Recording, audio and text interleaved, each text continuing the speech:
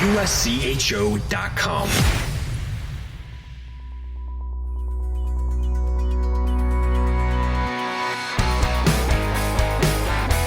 Welcome to USCHO Weekend Review for Monday, February 13th. Each week we look back at the highlights of the weekend and the news of the week. This podcast is sponsored by the NCAA Men's Division I Frozen Four, April 6th and 8th at Amalie Arena in Tampa, Florida. Get your seats at ncaa.com/mfrozen4. I'm Ed Trefzger alongside Jim Connelly and Derek Schooley. Well, it's the same story just about every weekend that number one ends up with at least one loss on the weekend, and Minnesota fell 3-1 to Wisconsin on Saturday night. Minnesota still at the top of the pairwise, probably is going to have to battle with Quinnipiac in this week's poll.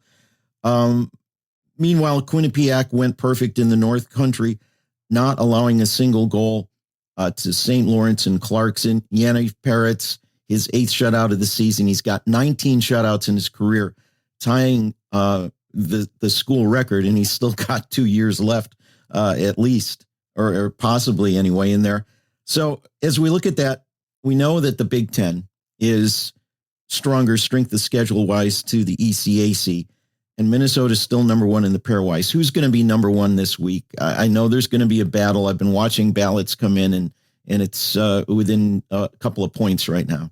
Well, I'll take the Quinnipiac portion because I was out recruiting this week and I saw Mike Corbett, who worked for me, and then I was as associate head coach at Quinnipiac. He said that they're just locking it down defensively. And, Mike has been in Huntsville, he's been in Air Force, and he was a defenseman at Denver, and Joe Dume has been there forever. I think they've got things rolling on all cylinders right now. And you said Yanni Peretz has tied the school record or be it close to it or getting there. I don't think he's got a chance to get there unless he gets there this year. Because I think with the numbers he's put up, I would imagine that he's going to be a guy that is looked upon to sign a contract. I believe he's a free agent. There's always a free agent goalie that goes every year. And I see him being that top guy. So if he gets it done this year, congratulations. He is starting to creep back up to the numbers he had last year. And it's getting scary that, when we talked, I think, about Michigan and their ability, was it last week, to score goals, but they're also giving up a lot. This team is not giving up much, and that's where you win championships. I think we talked about that last week. Yeah, phenomenal weekend again. And, when I was putting my ballot together last night, I said, oh, you know what? Minnesota's still number one in the pairwise. I think I'll probably go with the Gophers. And then I said, oh boy, Quinnipiac went on the road and didn't give up a goal. Outscored their opponents 8-0 this week. I mean, you're talking about pitching 2 perfect games. That's the kind of the equivalent there. And I can't not vote for Quinnipiac right now. They are really good. They faulted once, a weekend where they got swept, a strange weekend in the ECAC where they lost twice. Other than that, this is a near perfect season. I mean, they are really playing well. And their loss, they had that loss to Maine, and everybody's like, oh, what happened there?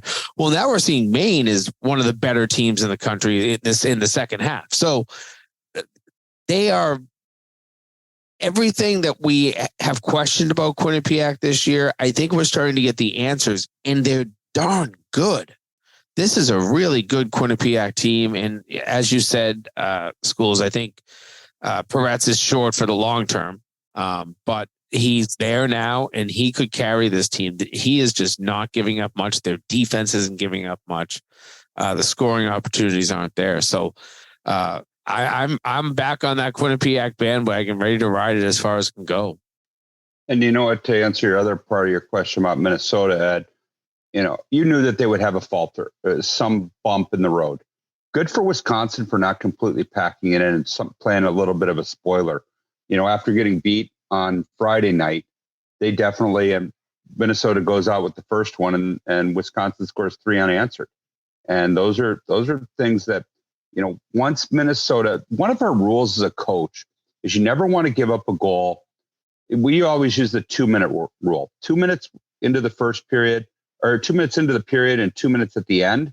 And within 2 minutes of scoring, you never want to give up a goal. And Wisconsin bounced right back after Minnesota scored to take the 1-0 lead. First of all, they gave up a goal. The rules were broken all over the place here. So Wisconsin gave up a goal in the last 2 minutes, and then Minnesota gave up one within a minute, or within just like a minute 20. So good for them of not packing it in. It's really easy when they're not going to be able to get out of last place. But can you play spoiler? Can you get to the point where, next week against Penn State, Wisconsin, maybe people are starting to look at them and say, hey, they're going to play spoiler to somebody else. But Minnesota's, I don't think that changes them being number one in the Big Ten, and does not derail them from winning a conference championship. And, if you're a team like Wisconsin that has split against the number one team, you get into that first round in the Big Ten. And if you split the first two games, you've given yourself a nice chance for an upset as they take on whoever it will be, probably Michigan in that first round. The other thing, I just going to throw this out there just so I can get a couple extra trolls this week. You talk about the strength of schedule in the Big Ten and the ECAC. If you took the bottom four teams off the ECAC and made that an 8-team league, then you would be a lot closer to comparable to the Big Ten. With a large league like that, and with teams that are perennially having a difficult time, that lowers things in the ECAC. Quinnipiac wins those games that they're supposed to. When we talk strength of schedules in leagues, we're not talking massive amounts. We're talking shades and differences from one league to the other as you work down through. So I those things fall in the numbers, but I don't think you should criticize Quinnipiac that much. The pairwise accounts for that. The RPI accounts for that, and Quinnipiac's near the top because of what they've done. Yeah, I agree with you there. The bottom of the ECAC is bad right now. It's not like Hockey East, where I think even the last place team is a pretty good team, and the Big Ten, a much smaller league. It's 7 teams is a lot different than 12. And I'll go back to kind of what you said, Derek. I was pretty impressed by Wisconsin. That crowd was into it on Saturday night. I know this still feels like a nice rivalry for them with Minnesota. So they gave their fans what they wanted at home on Saturday night. Well, let's see how they do on the road, because your road stat is always tested now every week. Yeah, and they're not a good road team. Like we said, I think they've got one win since Cole Caulfield left on the road. How many years ago did Cole Caulfield leave? 2? That was COVID after. Year? Yeah, that was after the COVID year. Yeah. So obviously they've got to pick it up, and especially if they're going to go on the road to play in the playoffs. Right, and they're going to have to, obviously. Well, in the Big Ten, it was exciting. Michigan gets the sweep over Michigan State, but it was a real instant classic, as they call them, on Saturday in the Duel of the D in downtown Detroit at Little Caesars. Luke Hughes showing that, I think all season long, showing that he's ready to move on to the next level. You can see the jump in him from last year to this year. Gets the goal in the final second of overtime. Over 18,000 people packed into Little Caesars Arena. 2 good things about this. One, it's good for Michigan to have a good weekend as they try. They're still mathematically available to win the Big Ten should Minnesota somehow collapse. But it's also great for Michigan State, because what has been a great traditional rivalry has suffered as the Spartans have suffered. And Michigan State is back this year. And to see those kind of battles and those crowds are terrific for those 2 schools in that league. Well, as somebody that played in the CCHA, and you always watched this rivalry from afar, you think back the brawls that they've had. You think back Bob Gassoff and Damon Witt and Joby Messier challenging their whole team. I mean, there's just been some, and then you saw the dust up with the Adam Fantilli the other night. I mean, that is Michigan State trying to establish that they're back. And those were the days, and that gets the rivalry going a little bit. And then to see Little Caesars Arena back humming for that rivalry, that took a little bit of a heat. That, when they were just at the final end of Joe Louis, they weren't getting full crowds. They were getting 7,000-8,000, where they eventually started looking at if they were going to take those games back to campus.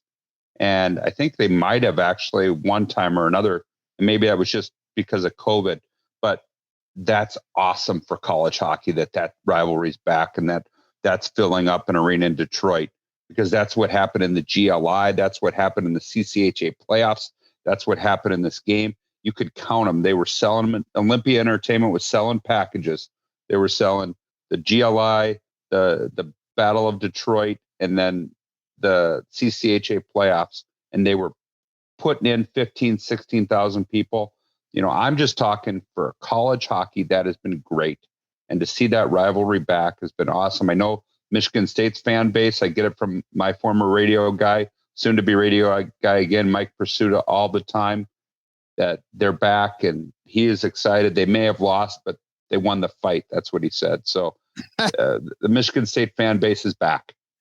I don't know if they won the fight. Friday night, I know the penalty minutes are up there, well over 100. Adam Fantilli, who you mentioned, he had the Gordie Howe hat trick. And, my play-by-play guy, Tyler Murray, I know he listens to this podcast all the time. He said, I said, hey, he had a Gordie Howe hat trick, a goal, assist, and a fight. He says, well, do they have to be in that order? I said, in college, it certainly helps, because if you have the fight first, you're thrown out of the game. But great. I mean, that's pretty impressive. We haven't. I don't ever remember a Gordie Howe hat trick in college. I'm sure there's been plenty that I don't know about. But like you said, Derek, I think just the atmosphere, the fact that the game was nationally broadcast on ESPNU. I mean, that was pretty awesome. And then to see that goal scored in 0.4, 0.6, I've seen varying reports on how much time was left on the clock. But that was a fantastic finish. We used to have the old football commercials, Alcoa's fantastic finishes. I don't know if anybody remembers those, but that would have been right up there. That was awesome. And the atmosphere that they created. And that's the city. Don't forget, we were kind of concerned about them. Frozen Four, it never happened because of COVID, but the tickets weren't selling well. We had heard for that Frozen Four. And I loved the fact that there's a good possibility that both of these teams are back and playing well year after year. If they can bring this rivalry back, it's BCBU of the Midwest, and you don't have enough of these rivalries where you can guarantee to pack a big building all the time. So yes, you are correct about ticket sales. I have a Detroit quarter zip. I have a vest and a puck, because they still sent us our committee stuff. I was on the committee at that point. So I get a look. If I'm in Detroit recruiting, I'll always wear that vest. And people look at me like, did that really happen? That didn't happen. We don't remember that Frozen Four. Yeah, we're that Frozen Four. But yes, I agree with you. That's great that it's back. Maybe it brings back the potential of Detroit getting a Frozen Four back in the next cycle if they start getting the good crowds again. Right. That's why we didn't go back in this cycle, because they were having such a difficult time selling. They know that the committee knows they owe them one down the road.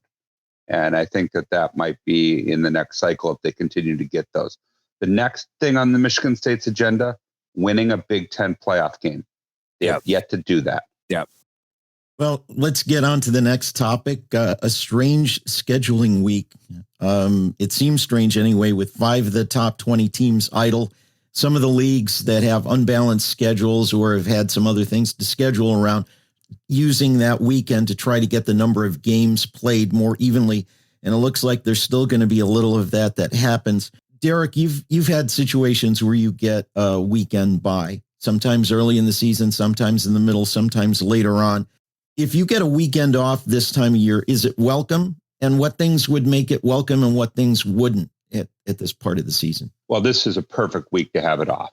I mean, you don't want to have it any later. You certainly don't want it in the last week. This is a time where you're preparing to go on your final run and your final stretch drive. And for example, and I'll just go with the league that I've always been in. I know I'm going to get the Eastern bias. You got RIT with 4 games left, and you would want to be able to recover and get your body healthy and make sure that you've got be 100% dialed in. This is the week where you work on face-off plays, 6-on-5, both for and against. You work on special situations that you never know that are going to come up. 4-on-3 power plays, killing 4-on-3s, killing 5-on-3s. You can work on a lot of that stuff in your off week. I'm using RIT with 4 games left. I know they played last weekend, but a lot of teams have 4, some have 6 left, but this is the perfect time. Anything later, I'm concerned that I'm going to be rusty coming out of it. COVID year, we had a cancellation the last week of the year, and then we got the first round bye. So that time we didn't play and we came out and we were really good the first night, but we felt like the second night we were a little out of shape and we had to go to double overtime because we attributed it to not playing the weekend before. Right last week, perfect time. Anything here on out, I struggle with taking a bye week this late in the year. I got kind of a follow-up on that. I was watching Buffalo Sabres game on Saturday, and Marty Baron is one of the commentators during intermission there, and he was talking about the guys coming back from the All-Star break and that it had been 9 days without a game, and he talked about even in those 9 days, your timing is off a little bit on passes and things like that. Is that part of it too, just not having a weekend or two of games? You know that you are going to struggle in the first period. Your goal coming off a bye week is to be tied or somehow be ahead in the first. And then you're going to get better. But your conditioning still is going to be a little challenging. The second night's going to be harder than the first. And you want to make sure like you get off to a start where you can be close. Because if you're playing somebody who's continually played, like when we played Niagara in the playoffs, like we were chasing the game and we found a way to win game 1. But like I said, it affected us in game 2 and it affected us obviously in game 3. Yeah, it's funny though, coach to coach. Sometimes it changes. I called the Maine Lowell game yesterday, talking to Norm Bazin on Thursday. It was a Sunday game, so they ended up with 8 days off. They did not get the whole week off, so they still had one game. And he said, I hate this. He's like, I want to be playing 2 games this weekend. As he said, I'll play 3 games in a weekend. He doesn't care. He just wants his guys. I think it goes to your point, Derek. You don't want to give these players a chance to lose any conditioning, even if it's just an extra day or just a single game weekend. When you get to the postseason, that in most leagues, hockey is the exception, you've got to play 2 games back-to-back nights, maybe 3 games back-to-back nights if you're in a best 2 out of 3 series. Those can be the most challenging because it's where's your aerobic capabilities by night 3. And I will tell you, so when you get the schedule, you look at it and you go, ooh, I really don't know if I like that off weekend. But when you get to that weekend and you've got guys banged up and some of your top players out, you welcome that weekend. Right. Now, if you're completely healthy, you're like, now we got to take this weekend off. And you're don't playing slow well. Me down. Yeah, don't slow me down. If you're coach. not playing well, you welcome it. And if you're beat up, you welcome it. So I think a lot of it just depends on how you are. If you're healthy and playing well, you don't want to stop. But if you're beat up, and it's always a good time to have an off weekend. Anything later, like I said, no way. Well, tonight is something that has never happened before. The first Beanpot Championship meeting between Northeastern and Harvard in 71 years. Jim, we got a little bit of a pushback from our friend Dan Rubin when we talked about that. And he said, hey, I'm going to pick that just because it hasn't happened. But now that matchup is finally going to happen, what do we expect tonight? Northeastern and Harvard both playing well. Northeastern hung on for a 3-3 tie and a shootout win at Providence last Friday. Harvard had a win at Dartmouth on Friday. So they did get to play a little bit, and now they're coming into this. What can we look for? Well, I'll tell you, number one, I would expect the building to probably have, out of the 18,000 or so seats, probably 14,000 Northeastern fans in the building. Those fans have probably worked pretty hard this week to go out and buy up all those tickets from BC and BU fans that had no desire to attend tonight's consolation game, even though it is a BC BU game. You actually might have one of the best consolation game crowds in Beanpot history, because you do have the 2 crosstown rivals playing one another. I do feel like any BC or BU fans that sit around and stick around for the championship game, they'll all be rooting for Harvard. But this should be a great game. Harvard beat Northeastern when Northeastern was banged up, and they beat them handily, 8-4. It was kind of a crazy game, one of those nights where Harvard started out really strong. Northeastern had some pushback, but Harvard had the finish. But that's going back to when Northeastern was missing 3 of their top defensemen. Devin Levi was seeing, grade A after grade A after grade A, and you had 3 freshmen D that were playing 30 plus minutes a game. So I think that this will be a little bit of a different situation, a healthy Northeastern team. This is the most dangerous we've seen Northeastern all year. So I look forward to the game. I had plans to go in and watch it. I'm a little worn down after my past weekend of work. So I think I will sit on my couch and watch Tom Caron, Billy Jaffe do a great job with the Nesson broadcast and enjoy the game. It should be fun. We've always made fun of this. I'm talking about when I first started in journalism 20 years ago. I pulled through a record book and I said, wow, we've played this tournament for 50 years and Northeastern and Harvard have never made it to a final. Now we're 70 and they're finally meeting. It's, 71 years of the tournament. This is the 70th actual event because of COVID. But it's great. It's good for the tournament to have we've had new blood over the recent years in the Beanpot, with both Northeastern and Harvard winning it in the last 5-6 years. But to have this final, I think it's pretty special. And it's big time too right now for Northeastern. Yeah. 15th in the pairwise. This will be really good for him. I talked, as I said, I was out recruiting this weekend, so I saw a lot of guys. I talked to Ron Ralston, on associate head coach at Providence. They had Northeastern up 3-0 with 9 to go. Yeah. And for Northeastern to come back and get a tie out of it. And I mean, they got the tie, the 50%. I don't even know who won the shootout or overtime. I didn't ask. Northeastern won the shootout for the extra point Hockey East. Right. But it's still in the pairwise, it's 50-50. But for Providence to be up 3-0, that's a big comeback for Northeastern. And that they're hot right now. They're smoking hot. Yeah. Hockey East, by the way, 3 games this weekend where teams had 3-0 leads in the third period and blew them. UMass did it twice against Vermont this weekend, 3-0, and then they even had a 4-3 lead on Saturday night, blew that.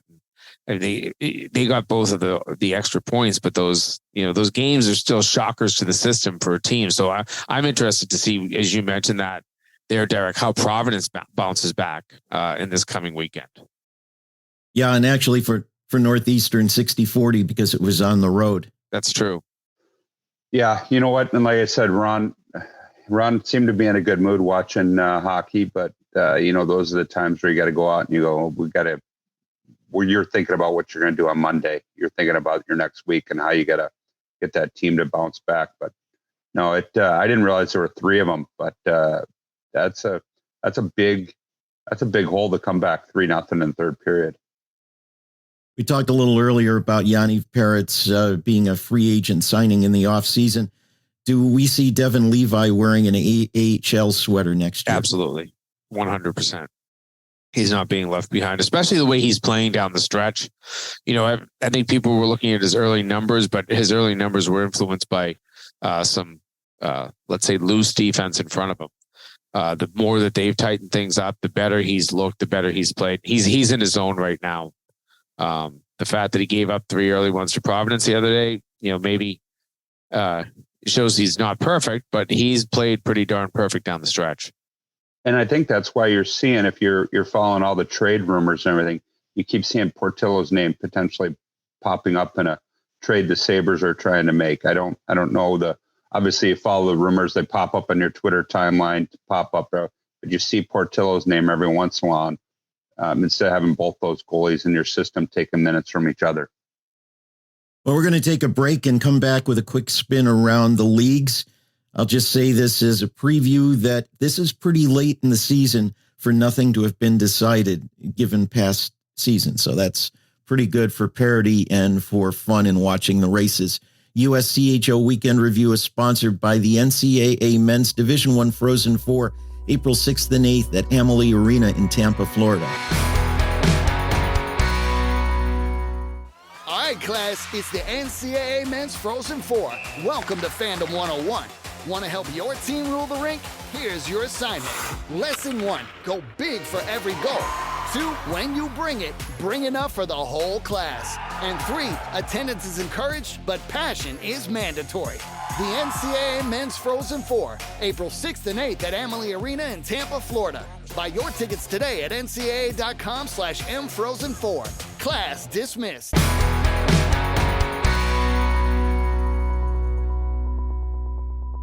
We're back with Weekend Review. I'm Ed Trefzger alongside Jim Connelly and Derek Schooley.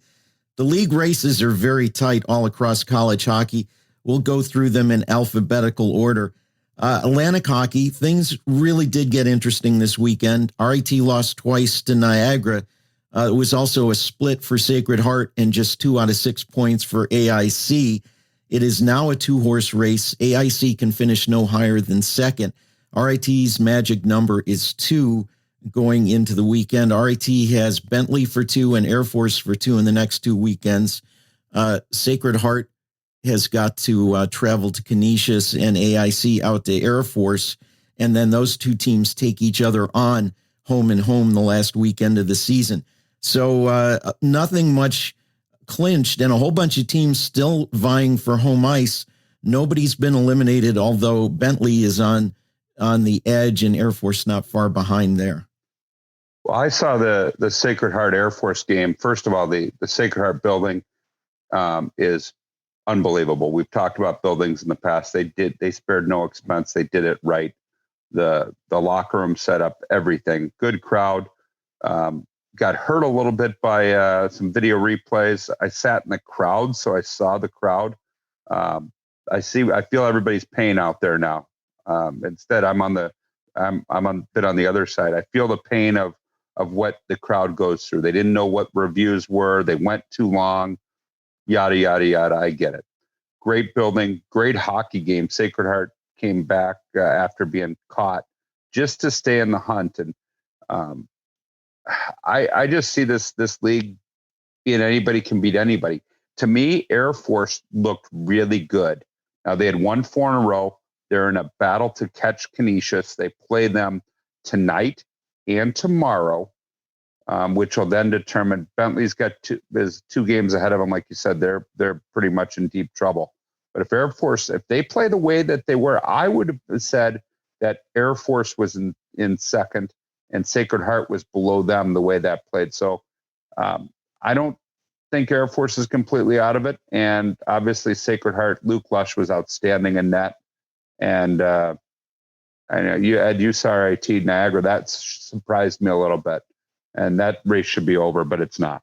Yeah, RIT struggled out of the gate on Thursday, came back to tie it at 3, and with about 30 seconds left, with a scramble in front of the net, Niagara scored to win on Saturday, or on Thursday rather, 4-3. On Saturday, it was a tight game, a couple of quick goals, and Niagara was off to the races, even though it was a better game. So, yeah, Niagara playing well, although they've had some bad losses. They were swept at home by Bentley. Bentley would be out of it, and Niagara would be right in the mix for the top of the league if that had gone the other way. Yeah. Now, when you said their magic number's 2, are you talking 2 wins or 2 points?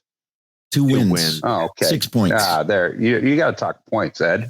Not 2 wins. Especially in today's race where right. Overtime or a shootout win, you're only getting 4 points. I thought I was crazy, and I thought my math was wrong, and you guys always are so good on math, and I'm looking going, what are you talking about? Because Sacred Heart can get up to a potential of 54 points and RIT is at 48. So don't give trolls any more reason to dislike you there, Ed. Hey, are we going to see any remorse among athletic directors at the end of this when you end up with having to knock 3 teams out of the playoffs here? The only league that's not qualifying everybody this year is Atlantic.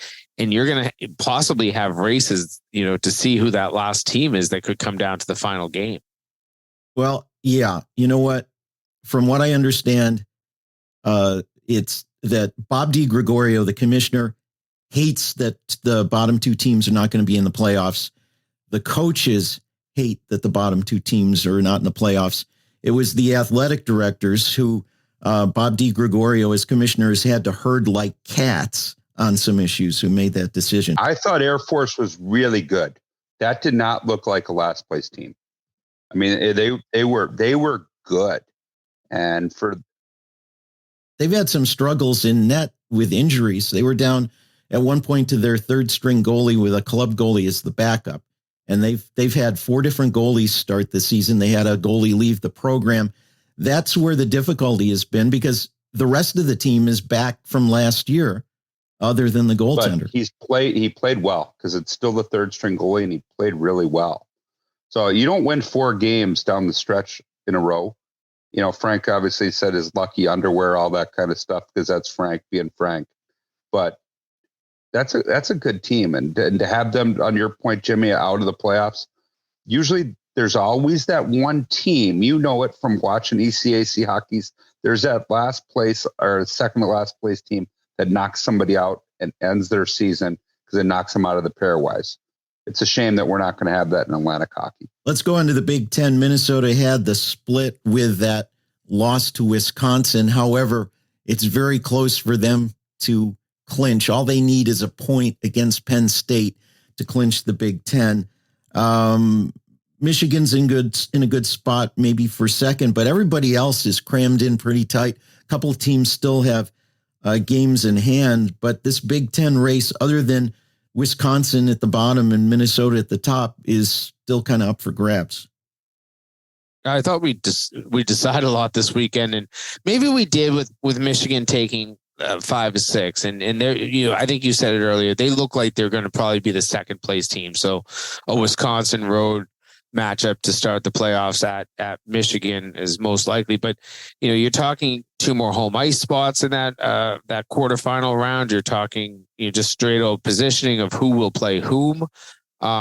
There's a lot still to be decided. I mean, Minnesota, listen, they're what a run they've had this season. They deserve the championship, and they, I guess could have been the first team to clinch in all of college hockey, clinch a championship. They didn't take care of it this weekend, but they're in the driver's seat. So I don't worry too much about Minnesota at this point.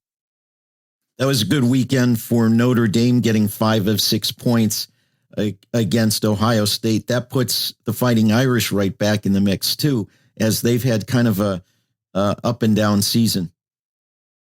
Yeah, and they were looking close to death's door at times. They had fallen below 500.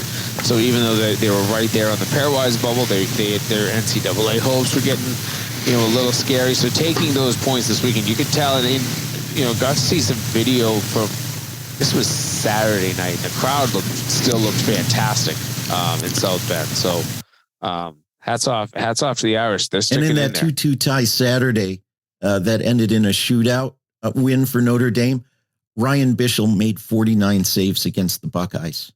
Unbelievable. Let's go to the CCHA. Michigan Tech split the weekend with Bowling Green, but the Huskies are now the only team to have clinched home ice in that league. Lake Superior State cannot get into the top 4, but everybody else is still mathematically alive. I mean, we talked about the schedule makers earlier in the year. Like, the CC, Don Lucia, again, schedule maker. You set up Michigan Tech, Minnesota State to end the regular season. That's where it's going to determine who the champion of that league is. Like I said, I don't think the schedule maker could have wrote that any better. They must have been predicting all this stuff. So to have Michigan Tech, Minnesota State, probably the 2 that really, I don't see anybody else being able to catch them.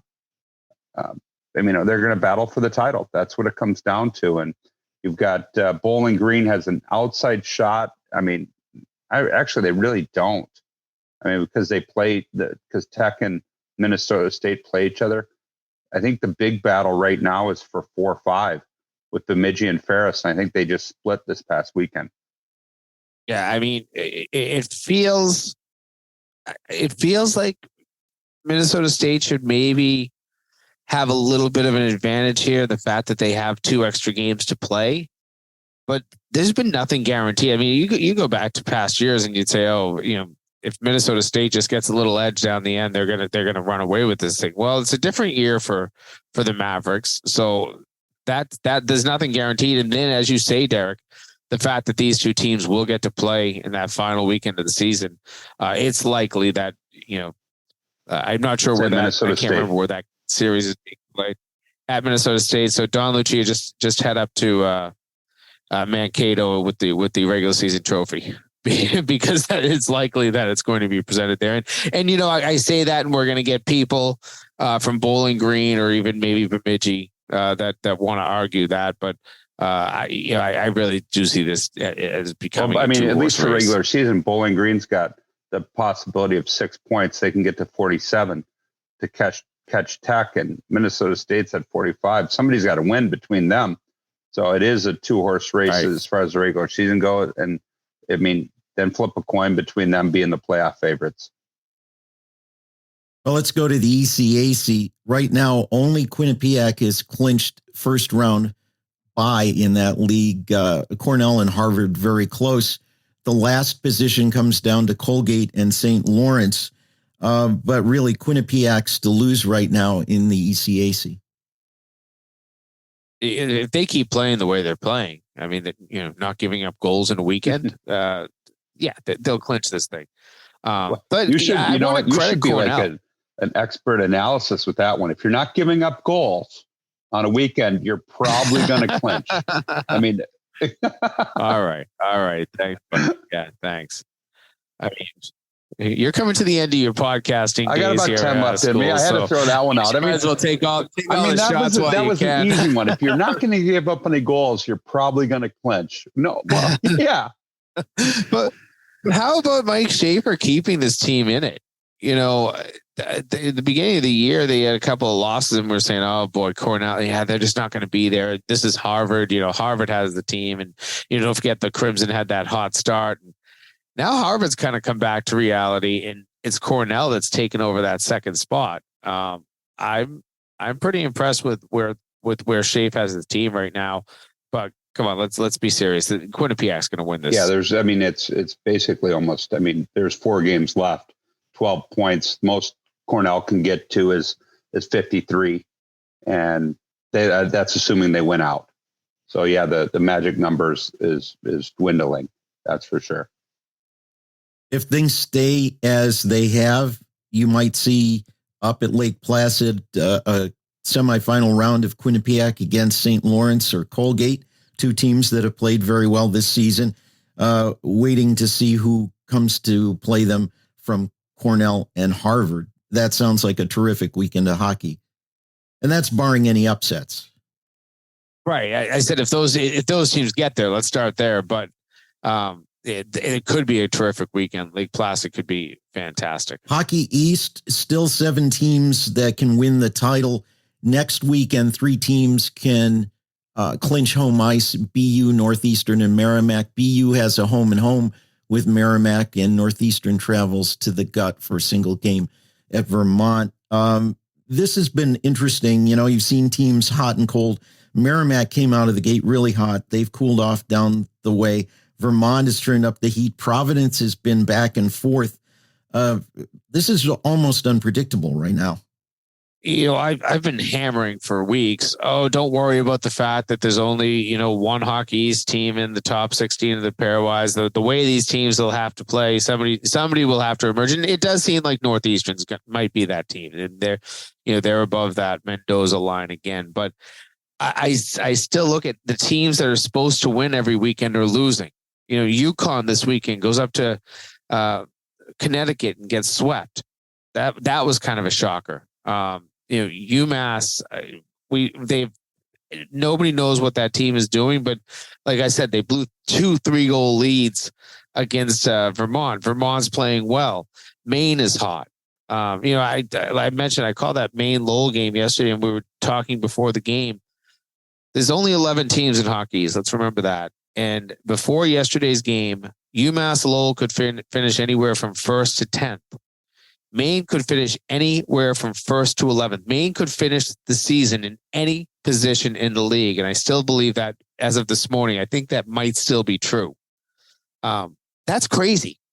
We're down to so some of these teams, there's 4 games left, and you can still finish as low as last place, but as high as first place. This is the tightest I've ever seen Hockey East, and maybe the tightest we've seen any other league. I mean, this is this is not the Big Ten. This is 11 teams, and you have teams that are still, in the race for anywhere from a league title to last place. That's almost unheard of. Can't say it any better than that. I mean, it is. I mean, UMass is the surprise that could be in second to last right now. And, who would ever thought if you'd have said, give me the 3 who's going to finish in the standings, Maine, New Hampshire, and UMass, that UMass would be behind the other 2. And, I think that you're going to see some separation. I don't see Maine catching BU. I think you got the separation right now. The teams that are really going, BU and Northeastern, those are the teams that are playing the best hockey right now.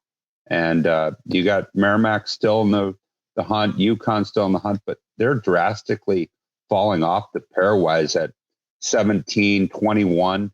Who would have thought? I know we keep hammering Merrimack, but God, they were top 4, top 6. Yeah, they were top 3 in the pairwise 21 heading into Christmas. Yeah, it's been a catastrophic drop for the Warriors. The team I will say to watch out for, and this is not because I'm an alum, UMass Lowell, they're kind of dangerous right now. They've actually been pretty good since December 1st. They had that weird blip of a weekend against Alaska Anchorage where they got swept, and that right now is a weekend that could keep them out of the tournament maybe. But in the single elimination Hockey East tournament this year, anybody will be able to beat anybody. One game, it doesn't matter. Home ice will factor, but not as much as you would think. In the NCHC, Denver's 2-game sweep of North Dakota this weekend in 2 very different games put them in terrific shape. However, not only have they not clinched the NCHC, nobody has clinched the top 4. Only Miami has been eliminated from it. Now, some of the odds are pretty long for CC and Minnesota Duluth, but North Dakota still has a shot in it if the Fighting Hawks can get hot. But really, it looks like right now, Denver, St. Cloud, Western Michigan, and Omaha are going to be the top 4 teams in that league. It feels it, and Denver's in really good position to win that league. When as we go through these, don't forget that certain leagues will end 1 week earlier. The NCHC is one of those leagues that gets to go the extra week because they have less playoff games to play.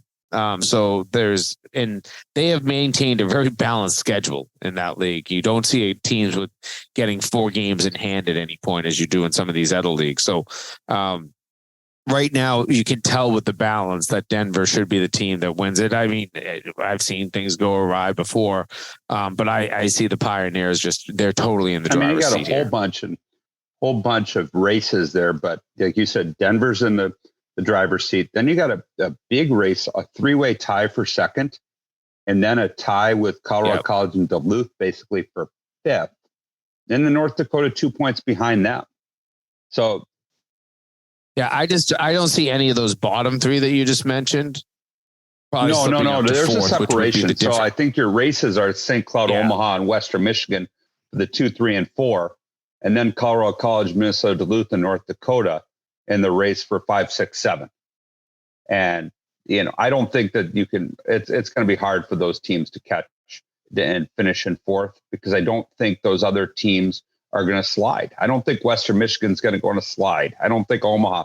They've got 611 winning percentage. That's pretty consistent that they've done a good job all year long. And that, those are the home ice teams. I mean, by far. Once again, Omaha still creeping around. And I hate to always go back to this. They're at 17. Where are they with their, if they swept or split with Niagara the first weekend of the year? Right.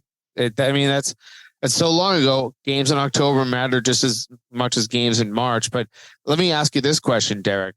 Let's just align, Miami and Denver in the first round of the playoffs.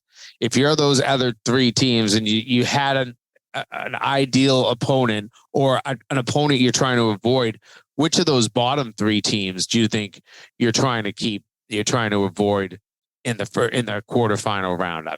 I have my opinion. I think Colorado College could be a really tough opening round opponent in the NCHC tournament. So I know it's random. You're just going to keep playing games, and then 2's going to get 7, 3's going to get 6, and 4 will get 5. But it doesn't feel, if Colorado College somehow slips to 6 or 7, I don't feel like you get a big advantage if you're 2 or 3. You know what? That's a really good question. It's tough. You almost have to look at. There's always one team that gets you.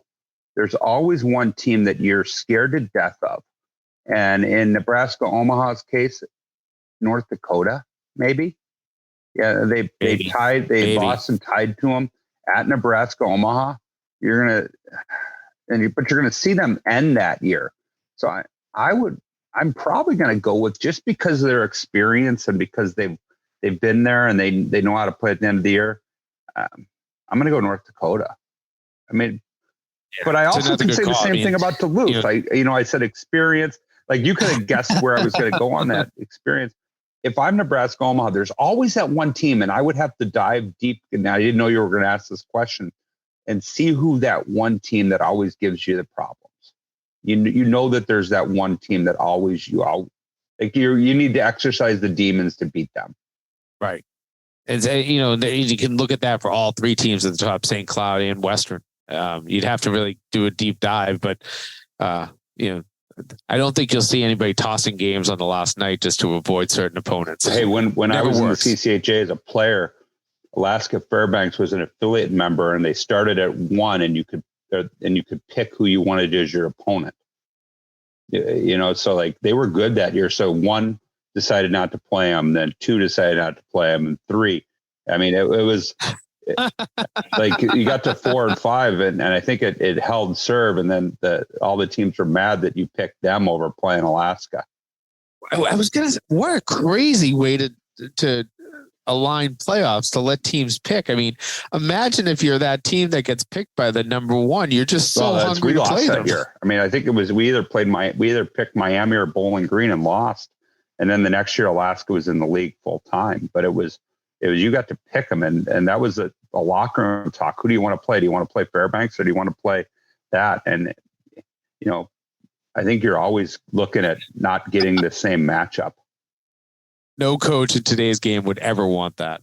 Yeah, and if you ask any of the coaches, they're not going to tell you who they want to play. And we didn't talk much about Colorado College, but Kadem Mberko is probably a guy who can be a difference maker in a playoff series. 923 save percentage. He's been playing very well, very consistently for Colorado College. Yeah, I think that's what makes them scary. In a well-coached team too. Obviously, it's just CC could be the opponent that when you line up against them, say that I'm throwing this out. Say St. Cloud gets Colorado College, and you go in as St. Cloud, and you're just like, oh, at least we got Colorado College. They've stunk for years. Well, they don't stink anymore. And they are a really tough team. Every weekend, they seem to get splits. They're giving opponents fits. They are. It's just I worry that if you get North Dakota in the first round, your locker room's not overlooking North Dakota. If you get Duluth in the first round, your locker room's not overlooking Duluth. Your locker room could overlook Colorado College, and the next thing you know, you're behind a game and you're trailing in the third period of game 2. I'm going to go back to what I said. I said about Alaska Fairbanks, 1993. Teams that finished in the top 6 were allowed to choose their opponents in descending order. This is Wikipedia too, by the way, so it has to be right. And that year, Alaska Fairbanks was 23 and 12. So you started with the 1, and I believe that it went all the way down to number 6. Ferris had to play them, and they did.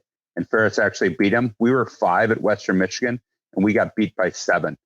So we should have probably taken. You passed. Yeah, Bowling Green was mad. Well, as long as we're talking about Alaska, let's wrap up there. They split the weekend with LIU. They give them about 11% chance to make the field as an at-large. If they win out, they still need a lot of help, and maybe 44% is the number there. So they've got to win out. They have no room for error. Are they still in the mix, or is this just too much of a long shot? It's getting too long. I expected them to nosedive after that loss. When I saw that they lost that game, I logged onto the pairwise, and I think at that point all they had done was fall to 17, and maybe they even were 17 going in that night. It's now 19 for Alaska. It's a tall order. There's no room. They can't lose another game. Certainly, they can't even go to overtime in one of their remaining games. It's been a nice story. We've been kind of following Independence all season. We had our eye on Arizona State for so long, and then they kind of faltered. But then you look at Alaska; they've been right there. They still have 6 games left. Again, they get LIU at home this weekend. A lot of travel for both those teams. Then they're going to Arizona State. Then they get Lindenwood. They just can't. It's no room for error, and then you need a lot of help. So the dream is probably ended. But hats off to Alaska for the season they've put together under really difficult circumstances. I'll tell you this: if they go 6-0, they're still going to practice, and they're still going to hope. They're going to have all these scenarios that hopefully play out. And one by one, they'll fall down and we've all seen it with all of our teams going, we need this team to beat this. And then one thing goes awry and you need this to happen. And another, I think it's long. And you said it correctly. It's long and you know the math better than I do, but 6-0, you got 4 at home, which you could do, but then to travel back to Arizona State, it's going to be challenging. Well, with that, we'll wrap up this edition of USCHO Weekend Review. We're sponsored by the NCAA Men's Division I Frozen Four, April 6th and 8th at Amalie Arena in Tampa. Secure your seats at ncaa.com/mfrozen4. You can find our podcast at uscho.com/podcasts or subscribe on your favorite podcast app. For Jim Connelly and Derek Schooley, I'm Ed Trefzger, and this has been USCHO Weekend Review.